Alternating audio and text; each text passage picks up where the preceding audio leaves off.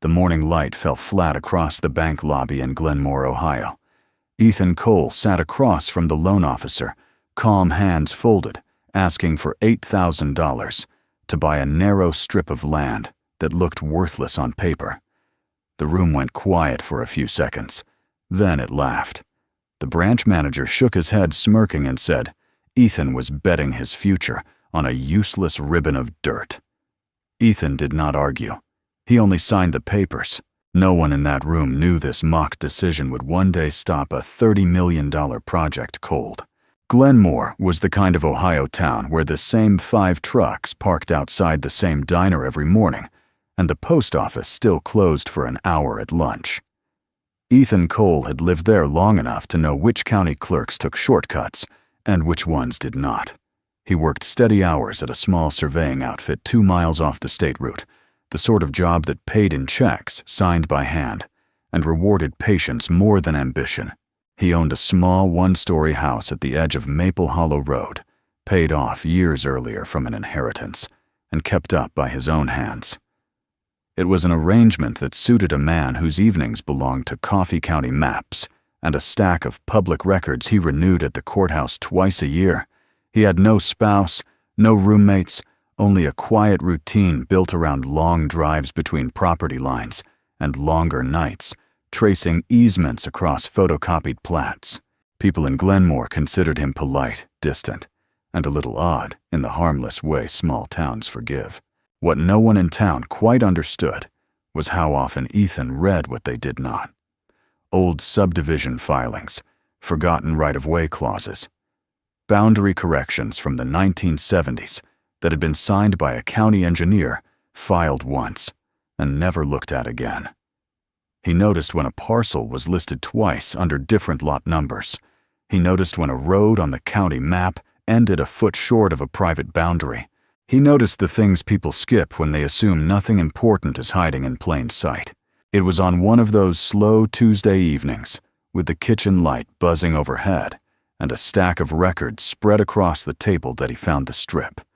A ribbon of land roughly 20 feet wide and 400 feet long, trailing along the edge of a much larger tract owned by a logging family that had moved out of state.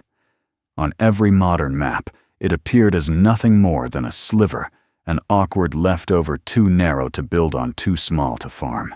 Tax assessors had valued it at almost nothing for 2 decades, but on a county survey from 1968, the strip carried a different mark. It was the only recorded access route from the county road into the back acreage of an entire township section. Ethan checked the records 4 times across 3 different evenings before he allowed himself to believe what he was seeing. He could not yet confirm what had happened to the other approaches into that tract, but on the older map, this one stood alone. The strip wasn't useless. It was, at the very least, worth the cost of finding out. The next morning he drove to First Glenmore Savings, parked his pickup between 2 larger trucks, and stepped inside without rehearsing what he would say. He had $1,100 in checking a clean credit history and a willingness to put his small house up as partial collateral. He asked for $8,000, the full asking price the family in Arizona had listed 3 years earlier and never lowered, plus enough to cover filing fees and a clean title search through Daniel Whitaker, a small-town attorney with an office above the hardware store. The loan officer at First Glenmore Savings was Margaret Holloway, a woman in her late 50s who had processed every kind of small-town request and prided herself on knowing a bad idea when she heard one. She read the parcel description twice, pulled up the assessor's screen, and looked at Ethan with the careful expression people use when they are deciding whether to be kind or honest. "You understand this is 20 feet wide," Margaret said. "You can't put a driveway on it without a variance. You can't farm it. You can't put a structure on it. The county values it at $490. "I understand," Ethan answered. She tapped her pen against the desk and called over the branch manager, Raymond Pierce. Raymond was a heavier man with a habit of laughing before he finished a sentence, and he laughed now, halfway through reading the parcel number off the screen. He leaned on the partition and looked Ethan up and down as if measuring him for a joke. "Son, are you sure you don't want to buy the rest of the township while you're at it?" Raymond said. "I've got a swamp out by Route 40 I'll throw in for free." Margaret tried to soften it. Raymond did not. He went on for another minute, riffing about a useless ribbon of dirt and a man betting his future on something a goat couldn't graze on. A teller across the lobby smiled into her sleeve. An older customer in line shook his head. Ethan kept his hands folded on the desk and did not look away from the screen. When the laughter ran out of fuel, Raymond sighed and approved the loan anyway. The collateral was clean, the credit was clean, and the bank lost nothing by lending against a piece of dirt the borrower would obviously default on. He signed the bottom of the form with a flourish and pushed the paperwork across the desk. "Don't say we didn't warn you," he said. Ethan did not answer. He signed each page in the same careful, unhurried script he used on survey reports. Daniel Whitaker handled the title search the following week, without ceremony, finding the records clean and the seller eager. Margaret notarized the closing 2 weeks later. The deed was filed at the county recorder's office on a Friday afternoon in early March, and by the following Monday, the strip on Maple Hollow Road belonged to him. For a while, nothing happened. Ethan kept his job. He kept his routine. He drove past the strip once a week and walked it once a month, mostly to confirm that no one had quietly pushed a fence into it. The neighbors who knew about the purchase called him the man who bought the ribbon, and a few of them stopped him in the hardware store to ask, half amused, what he planned to do with it. He told them the truth, which was nothing. Not yet. The first offer arrived 8 months after the purchase. A surveyor he knew passed his name to a regional contractor who was assembling parcels along the county road, and the contractor sent a 1-page letter offering $12,000 for the strip, a clean 50% profit. Ethan read the letter twice, folded it into the drawer where he kept old utility bills, and did not respond. The second offer came the following spring, this time from a representative of a small commercial broker. $18,000 with a closing window of 30 days. The broker called twice, then drove out to Maple Hollow Road in person, parked in the gravel turnaround, and spent 20 minutes explaining how unusual it was for a piece of land like this to attract this kind of attention. He suggested Ethan was being short-sighted. He suggested the offer would not come again. "I appreciate the visit," Ethan said. "The answer is no." The broker drove off, shaking his head, and by the end of that week, 2 of Ethan's co-workers had heard the figure and asked him in different ways whether he had lost his mind. $18,000 on a $490 parcel was the kind of return that men in Glenmore retired on. Turning it down was the kind of decision that turned a quiet man into a stubborn one in the eyes of his neighbors. Ethan did not explain himself. He could have laid out the survey from 1968 and the questions it raised about every other route into that back acreage. He could have shown them what he had been reading on those slow Tuesday evenings. He did not. Explaining would have given away the only thing he owned that mattered, which was the fact that almost no one else had bothered to look. So he held the parcel. He kept the routine. He let the town decide he was a man who had paid $8,000 for nothing and refused to admit it. And when the laughter from the bank came back to him in the late hours of his kitchen, he did not flinch. He had not bought a useless sliver. He had bought time, and time in his experience was the one thing nobody ever offered to buy back. The years did not pass quickly in Glenmore so much as accumulate. Ethan held the parcel, held the job, and drove the same pickup until the odometer rolled past 200,000 miles. Every spring he walked the property line. Every fall he refiled the tax payment in person at the county courthouse. The town stopped asking him about the ribbon of dirt and started treating it the way they treated weather patterns, as something settled and not worth discussing. The offers, however, did not stop. They simply grew stranger and larger. A real estate agent from Columbus called 3 years after the purchase and offered $26,000 on behalf of an unnamed client. A title broker drove out the following summer with a folder of comparable sales and pushed $34,000. By the 7th year, a regional development consultant left a voicemail offering $45,000 cash with no contingencies, calling the strip a piece of leverage rather than a piece of land, which was the first time anyone in those phone calls had used a word that came close to the truth. Ethan listened to each offer the same way he listened to the wind against his kitchen window. He did not return the calls. He did not negotiate. He did not, in any moment of weakness, allow himself to imagine what $45,000 would look like in his checking account at First Glenmore Savings, where Margaret Holloway still occasionally nodded at him from across the lobby with the faint discomfort of someone who had been on the wrong side of a small joke too many times to remember. The pressure was not only financial. His hours at the surveying outfit had been cut back twice during a slow stretch in the regional construction market, and there were months when the difference between making the property tax deadline and falling behind came down to whether he took on weekend fence line work for cash. One February, the pipe in the back wall of his house cracked overnight, and the plumber wanted $700 by the end of the week. Ethan sold an old toolbox the next morning. 2 days later, he sold a generator he barely used. The pipe was repaired before the weekend. The strip stayed on the books in his name. By the 9th year, the gossip in Glenmore had hardened into a kind of folklore. The man who bought the ribbon, the man who turned down $45,000 on dirt nobody could build on. At the diner on Front Street, 2 retirees who had known him since before the loan would sometimes shake their heads when his truck rolled past the window. The kindest version of the story called him stubborn. The less kind version called him a man who could not admit he had been wrong, even when the bank had laughed at him to his face and turned out to be right. Ethan let them say it. He had stopped trying years earlier to explain that a man who knew exactly why he was waiting did not look any different from a man who had simply forgotten to give up. It was in the early autumn of the 10th year that the first heavy machinery rolled through Glenmore. A flatbed truck carrying a tracked excavator turned off the state route and headed up County Road.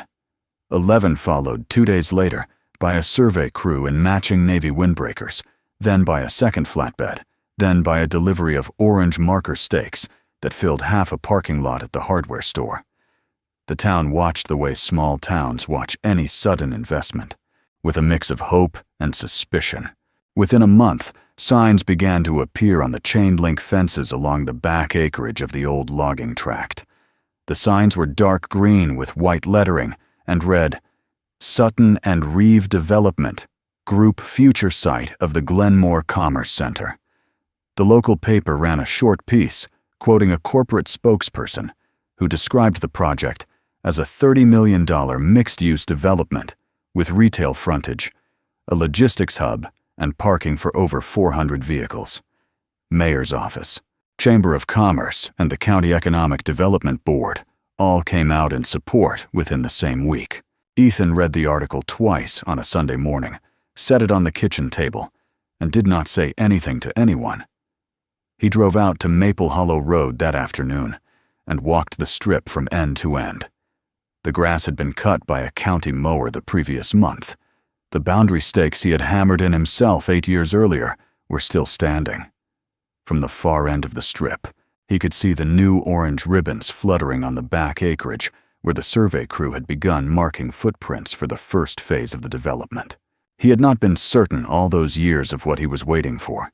He had only been certain of what he had seen on the 1968 survey and what he had not seen anywhere else.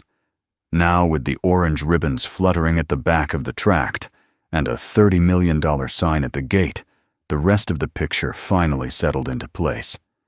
To the north, a creek and a wetlands easement no project of that size could legally cross. To the south, a tangled mess of private parcels owned by feuding cousins who had refused to sign anything jointly for 2 decades. To the west, a railroad right-of-way Sutton and Reeve had no realistic chance of acquiring. The only legal vehicular access from the county road into the back of that tract was a 20-foot ribbon of dirt the town had spent 10 years laughing at.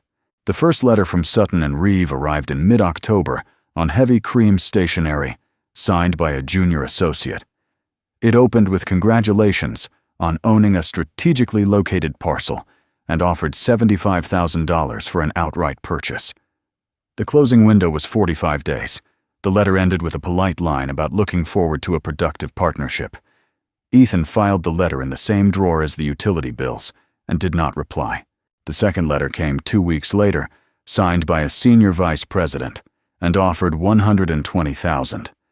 The third, less than a month after that, was hand-delivered by a courier from Columbus and offered $200,000, with a personal note attached on smaller stationery that read, "We would prefer to do this the easy way." The signature on the personal note belonged to Victor Langston, the lead executive on the Glenmore Commerce Center project, and the first member of the corporation to attach his own name to anything in writing. Ethan called Daniel Whitaker the next morning. Daniel had handled his title search a decade earlier and remembered the parcel because he had quietly admired the patience of the man buying it. He told Ethan to come in that afternoon with every piece of paper he had ever filed on the strip. They sat in Daniel's office for almost 3 hours. Daniel laid the original deed, the 1968 survey, the easement closures from the early 1980s, and the current Sutton and Reeve correspondence across his desk in chronological order. He read each one twice. When he finished, he leaned back in his chair, rubbed the bridge of his nose, and looked at Ethan with something close to disbelief. "You knew," Daniel said. "10 years ago you knew." "I had an idea," Ethan answered. "I wasn't certain until they put up the signs." Daniel's advice was simple and direct. Do not sell. Do not even negotiate a sale. Negotiate a long-term access easement instead, structured as an annual payment for the use of the strip indexed to inflation with a clear termination clause. Sutton and Reeve would resist because corporations preferred the clean finality of a purchase, but the law was on Ethan's side. The strip was his. The road was theirs to build, but only if they were willing to pay year after year for the right to cross it. Ethan agreed. Daniel drafted the counterproposal that night. The response from Sutton and Reeve arrived within a week, and the tone had changed. The polite cream stationery was gone. In its place came a denser, longer letter on plain corporate letterhead, signed by an in-house counsel Ethan had never heard of, listing 4 reasons why an outright sale was the only acceptable structure.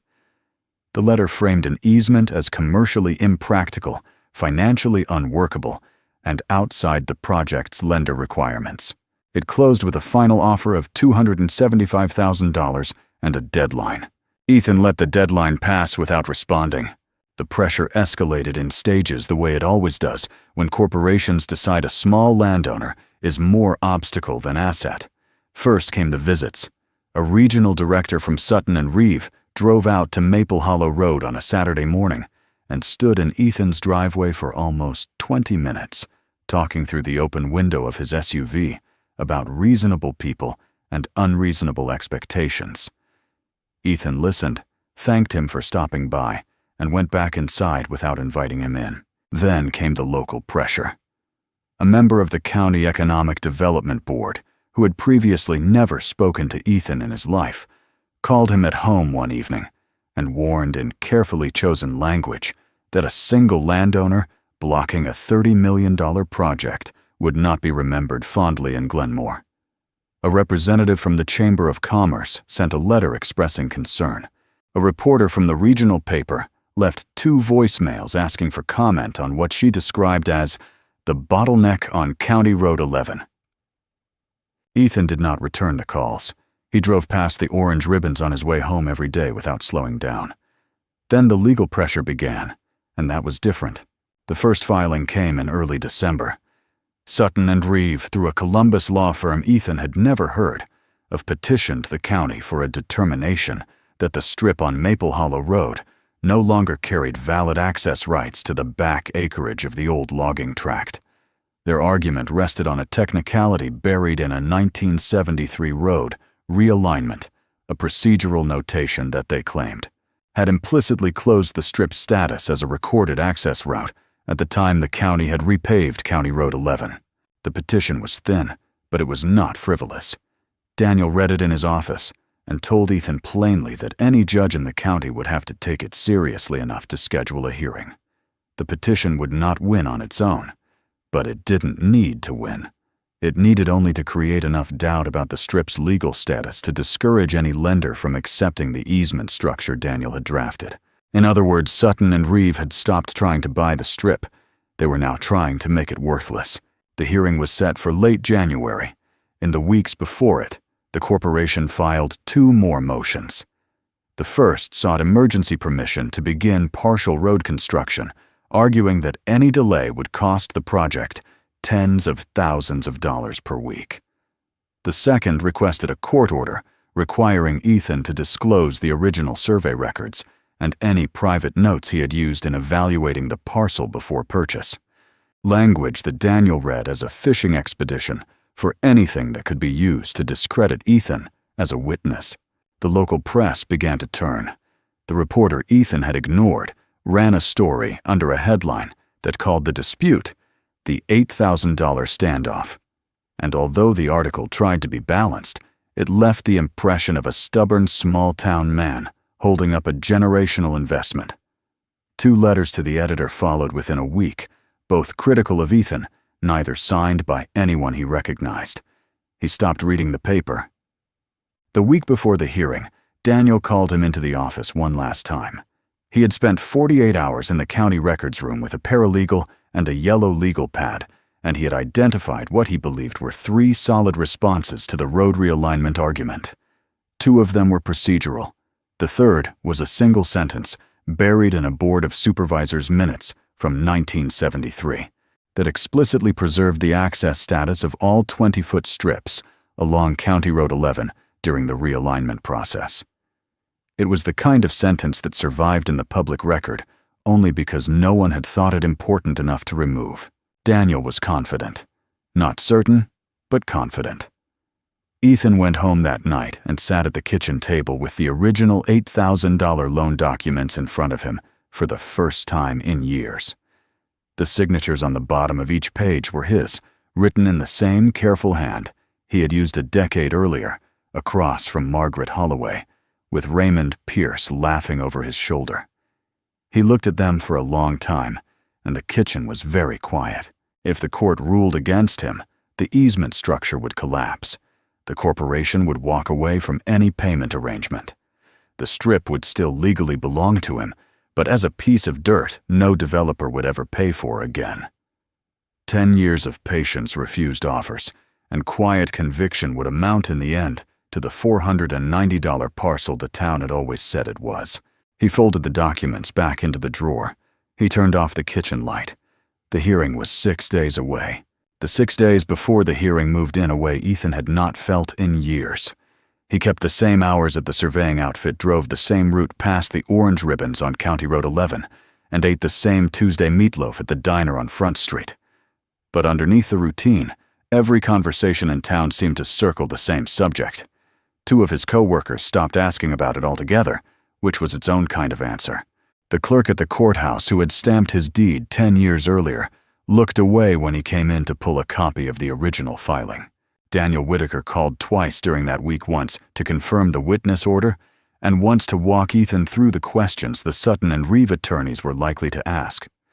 The second call ended with Daniel reminding him that the worst thing he could do on the stand was elaborate. Answer what was asked. Do not explain his reasoning. Do not tell the courtroom about the 1968 survey, the closed easements, or the slow Tuesday evenings at the kitchen table. Let the documents speak. Ethan said he understood. The morning of the hearing was overcast and cold, the kind of late January light that turns the brick of the Glenmore County Courthouse the color of wet cardboard. Ethan parked across the square and walked the 2 blocks alone. Daniel was waiting on the courthouse steps with a leather case under his arm and a cardboard box of records at his feet.